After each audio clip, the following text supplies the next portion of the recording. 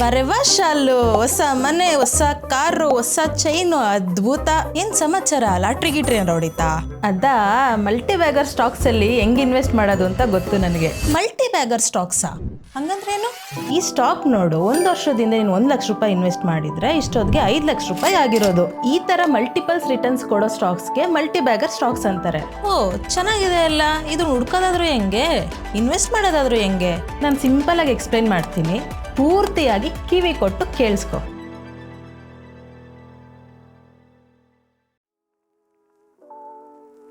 First of all, multi bagger stocks ಹುಡುಕೋದಕ್ಕೆ ಸುಮಾರು ದಾರಿ ಇದೆ.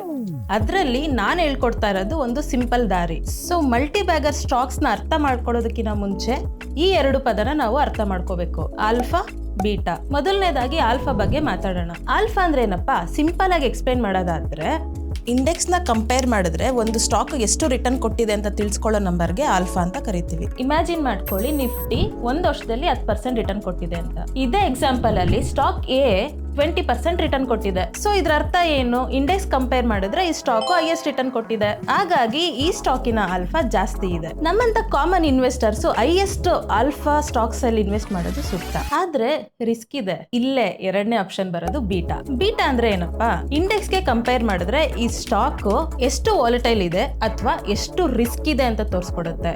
ಜಾಸ್ತಿ ಬೀಟಾ ಇದೆ ಅಂದ್ರೆ ಹೈಯೆಸ್ಟ್ ರಿಸ್ಕ್ ಇದೆ ಅಂತ, ಲೋಯೆಸ್ಟ್ ಬೀಟಾ ಇದೆ ಅಂದ್ರೆ ಕಡಿಮೆ ರಿಸ್ಕ್ ಇದೆ ಅಂತ ಅರ್ಥ. ಫಾರ್ ಎಕ್ಸಾಂಪಲ್, ಇಮ್ಯಾಜಿನ್ ಮಾಡ್ಕೊಳ್ಳಿ, ಲಾಸ್ಟ್ 1 ವರ್ಷದಲ್ಲಿ ನಿಫ್ಟಿ 5% ಕುಸ್ತೋಗಿದೆ, ಅದೇ ಈ ಸ್ಟಾಕ್ 3% ಕುಸ್ತೋಗಿದೆ. ಅಂದ್ರೆ ಇದ್ರ ಅರ್ಥ ಈ ಸ್ಟಾಕ್ಗೆ ಲೋವರ್ ಬೀಟಾ ಇದೆ ಅಂತ ಅರ್ಥ, ಅಂದ್ರೆ ರಿಸ್ಕ್ ಕಡಿಮೆ ಇದೆ ಅಂತ ಅರ್ಥ. ಸೊ ನಮ್ಮಂತ ಕಾಮನ್ ಇನ್ವೆಸ್ಟರ್ಸ್ಗೆ ಕಡಿಮೆ ಬೀಟಾ ಇರೋ ಸ್ಟಾಕ್ಸ್ ಅಲ್ಲಿ ಇನ್ವೆಸ್ಟ್ ಮಾಡೋದು ಸೇಫ್. ಸೊ ನಾವ್ ಇದನ್ನ ಚಾರ್ಟ್ ಮೂಲಕ ನೋಡ್ತೀವಿ ಅಂದ್ರೆ ಈ ರೀತಿ ಕಾಣಿಸುತ್ತೆ. ಒಂದು ಎಕ್ಸ್ ಆಕ್ಸಿಸ್ ಮತ್ತೆ ವೈ ಆಕ್ಸಿಸ್. ಎಕ್ಸ್ ಆಕ್ಸಿಸ್ ಅಲ್ಲಿ ಲೆಫ್ಟ್ ಸೈಡ್ ನೋಡಿದ್ರೆ ಕಡಿಮೆ ಆಲ್ಫಾ, ರೈಟ್ ಸೈಡ್ ನೋಡಿದ್ರೆ ಜಾಸ್ತಿ ಆಲ್ಫಾ. ಅದೇ ನೀವು ವೈ ಆಕ್ಸಿಸ್ ಅಲ್ಲಿ ನೋಡಿದ್ರೆ ಮೇಲ್ಗಡೆ ಜಾಸ್ತಿ ಬೀಟಾ, ಕೆಳಗಡೆ ಕಡಿಮೆ ಬೀಟಾ. ಮೊದಲನೇ ಕ್ವಾಡ್ರೆಂಟ್ ಅಲ್ಲಿ ಕಡಿಮೆ ಆಲ್ಫಾ, ಹೈಯೆಸ್ಟ್ ಬೀಟಾ. ಇದನ್ನ ನಾವು ಡಂಪ್ಸ್ ಅಂತ ಕರೆಯೋಣ. ಇದ್ರಲ್ಲಿ ಜಾಸ್ತಿ ರಿಸ್ಕ್ ಇದೆ, ಕಡಿಮೆ ರಿಟರ್ನ್ಸ್ ಕೊಡ್ತಾ ಇದೆ. ಸೊ ಇದ್ರಲ್ಲಿ ನಾವು ಇನ್ವೆಸ್ಟ್ ಮಾಡಬಾರ್ದು. ಸೊ ಇವಾಗ ಈ 2ನೇ ಕ್ವಾಡ್ರೆಂಟ್ ಅಲ್ಲಿ ನೋಡೋಣ.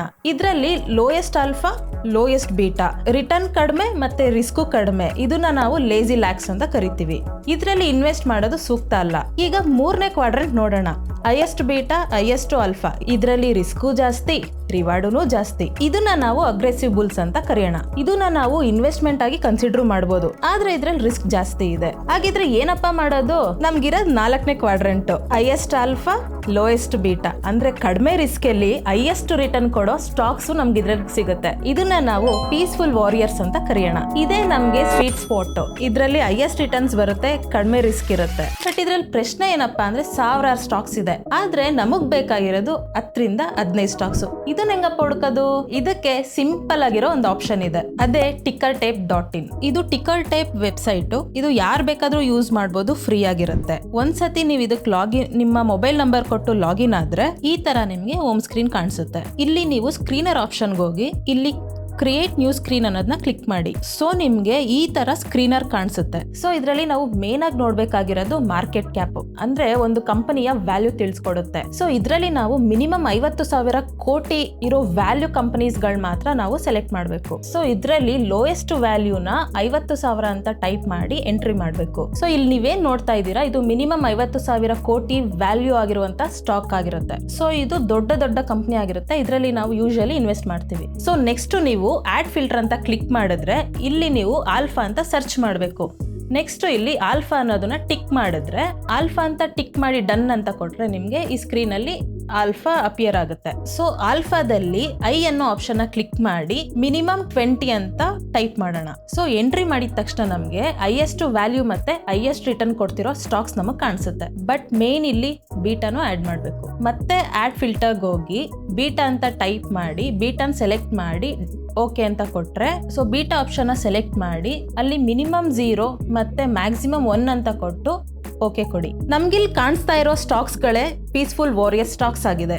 ಈ ಸ್ಟಾಕ್ಸ್ ಗಳೇ ಕಡಿಮೆ ರಿಸ್ಕ್ ಇಂದ ಜಾಸ್ತಿ ರಿಟರ್ನ್ಸ್ ಕೊಡ್ತಾ ಇರೋದು. ಆದ್ರೆ ನಮ್ಗೆ ಸ್ಟಾಕ್ಸ್ ಏನೋ ಸಿಕ್ತು, ಆದ್ರೆ ಟೈಮಿಂಗು ಇಂಪಾರ್ಟೆಂಟ್ ಅಲ್ವಾ? ಅಂದ್ರೆ ಪ್ರಾಪರ್ ಆಗಿ ಎಂಟ್ರಿ ಮತ್ತೆ ಎಕ್ಸಿಟ್ ಆಗ್ಬೇಕಲ್ವಾ? ನಮ್ಗೆ ಯಾವಾಗ ಬೇಕೋ ಅವಾಗ ಎಂಟ್ರಿ ಎಕ್ಸಿಟ್ ಆಗಕ್ಕಾಗಲ್ಲ. ಸೊ ಇವಾಗ ನಾವೇನ್ ಅರ್ಥ ಮಾಡ್ಕೋಬೇಕು ಅಂದ್ರೆ ಯಾವಾಗ ಸ್ಟಾಕ್ ನ ಎಂಟ್ರಿ ಮತ್ತೆ ಎಕ್ಸಿಟ್ ಮಾಡ್ಬೇಕಾಗಿರೋದು. ಸೊ ನಾನು ಇದನ್ನ tradingview.com ವೆಬ್ಸೈಟ್ ಅಲ್ಲಿ ತೋರಿಸ್ಕೊಡ್ತಾ ಇದ್ದೀನಿ. ಇದು ಫ್ರೀ ಆಗಿರುತ್ತೆ. ಸೊ ನಾವು ಟ್ರೇಡಿಂಗ್ ವ್ಯೂ ಮೇನ್ ಪೇಜ್ ಹೋದ್ರೆ ಈ ತರ ಕಾಣಿಸುತ್ತೆ. ಇದ್ರಲ್ಲಿ ಪ್ರಾಡಕ್ಟ್ಸ್ ನ ಕ್ಲಿಕ್ ಮಾಡಿ ಸೂಪರ್ ಚಾರ್ಟ್ಸ್ ಅಂತ ಕೊಟ್ರೆ ನಮ್ಗೆ ಈ ತರ ಚಾರ್ಟ್ಸ್ ಕಾಣಿಸುತ್ತೆ. ಇದರಲ್ಲಿ ನಾವು ವೀಕ್ಲಿ ಟೈಮ್ ಫ್ರೇಮ್ ಸೆಲೆಕ್ಟ್ ಮಾಡಿದ್ರೆ ನಮಗೆ ಸೊ 1 ವೀಕ್ ಡೇಟಾ ಸಿಗುತ್ತೆ. ಸೊ ಇವಾಗ ನಾವು ನೆಕ್ಸ್ಟ್ ಮಾಡಬೇಕಾಗಿರೋದು ಸೊ ಇಂಡಿಕೇಟರ್ಸ್ ನ ಕ್ಲಿಕ್ ಮಾಡಿ ಅಲ್ಲಿ ಸೂಪರ್ ಟ್ರೆಂಡ್ ಅಂತ ಕೊಡಿ. ಸೊ ಸೂಪರ್ ಟ್ರೆಂಡ್ ನ ಕ್ಲಿಕ್ ಮಾಡಿದ್ರೆ ನಮ್ಗೆ ಈ ತರ ಚಾರ್ಟ್ಸ್ ಕಾಣಿಸುತ್ತೆ. ಸೊ ಇಲ್ಲಿ ಯಾವಾಗೆಲ್ಲ ಗ್ರೀನ್ ಲೈನ್ ಮೇಲೆ ಪ್ರೈಸ್ ಮೂವ್ ಆಗ್ತಾ ಇರುತ್ತೋ ಸೊ ಅಲ್ಲಿವರೆಗೂ ನಾವು ಬೈ ಮಾಡ್ಬೋದು. ಸೇಮ್ ಅದೇ ತರ ಇದೇ ಇಂಡಿಕೇಟರ್ ಯಾವಾಗ ರೆಡ್ ಕನ್ವರ್ಟ್ ಆಗಿ ಬೆಲೆ ಕೆಳಗಡೆ ಬರುತ್ತೋ ಸೊ ಅವಾಗ ನಾವು ಇನ್ವೆಸ್ಟ್ಮೆಂಟ್ ಇಂದ ಹೊರಗಡೆ ಬರಬೇಕು. ಸೊ ಇಲ್ಲಿ ನಾವು ಒಂದು ರಿಯಲ್ ಲೈಫ್ ಎಕ್ಸಾಂಪಲ್ ನೋಡೋಣ. ನಮ್ಮ ಪೀಸ್ಫುಲ್ ವಾರಿಯರ್ ಲಿಸ್ಟ್ ಅಲ್ಲಿ ಇರೋ ಸನ್ ಫಾರ್ಮಾ ನ ತಗೊಂಡ್ರೆ ಸದ್ಯಕ್ಕೆ ನಾವು ಇದನ್ನ ಗಮನಿಸಿದ್ರೆ ಗ್ರೀನ್ ಲೈನ್ ಮೇಲೆ ಪ್ರೈಸ್ ಟ್ರೇಡ್ ಆಗ್ತಾ ಇದೆ. ಹಂಗಂದ್ರೆ ನಮ್ಗೆ ಇನ್ನೂ ಇನ್ವೆಸ್ಟ್ ಮಾಡೋ ಆಪರ್ಚುನಿಟಿ ಇದೆ ಅಂತ. ಸೊ ಇವಾಗ ಫುಲ್ ಟ್ರೇಡ್ ನಾವು ಅರ್ಥ ಮಾಡ್ಕೊಳ್ಳೋಣ ಅಂದ್ರೆ ಈ ಟೈಮ್ ಅಲ್ಲಿ ನಾವು ಗ್ರೀನ್ ಲೈನ್ ಮೇಲೆ ಇರೋದ್ರಿಂದ ನಾವು ಇನ್ವೆಸ್ಟ್ಮೆಂಟ್ ಸ್ಟಾರ್ಟ್ ಮಾಡ್ತೀವಿ. ಸೊ ಈ ಇನ್ವೆಸ್ಟ್ಮೆಂಟ್ ಈ ವ್ಯಾಲ್ಯೂ ವರ್ಗುನು ಕಂಟಿನ್ಯೂ ಆಯ್ತು. ಯಾವಾಗ ಈ ಲೈನ್ ರೆಡ್ ಕನ್ವರ್ಟ್ ಆಯ್ತು ನಾವು ಇಲ್ಲಿ ಎಕ್ಸಿಟ್ ಆಗ್ತೀವಿ. ಈ ಟ್ರೇಡಿನ ಪ್ರಕಾರ ನಮಗೆ 76% ರಿಟರ್ನ್ ನಮಗೆ ಕೊಟ್ಟಿದೆ. ಸೊ ಇಂಡಿಕೇಟರ್ ನ ವಿಶೇಷತೆ ಏನಪ್ಪಾ ಅಂದ್ರೆ ಪ್ರೈಸ್ ಎಲ್ಲ ಯಾವಾಗ ನಮ್ಮ ಪರವಾಗಿ ಮೂವ್ ಆಗ್ತಾ ಇರುತ್ತೋ ಅದೇ ತರ ಪ್ರಾಫಿಟ್ಸ್ ಕೂಡ ಲಾಕ್ ಆಗ್ತಾ ಹೋಗುತ್ತೆ. ಸಿಮಿಲರ್ಲಿ ನಾವು ಎಂಟ್ರಿ ಆಗಿರೋ ಸ್ಟಾಕ್ಸ್ ಉಲ್ಟಾ ಹೊಡೆದ್ರೆ ಕಡಿಮೆ ಲಾಸ್ ಅಲ್ಲಿ ಎಕ್ಸಿಟ್ ಮಾಡಿಸುತ್ತೆ. ಸೊ ಈ ತರ ನಾವು ಕ್ವಿಕ್ ಆಗಿ ಮಲ್ಟಿ ಬ್ಯಾಗರ್ ಸ್ಟಾಕ್ಸ್ ನ ಹುಡುಕಿ ಇನ್ವೆಸ್ಟ್ ಮಾಡಬಹುದು. ಗೊತ್ತಾಯ್ತಾ?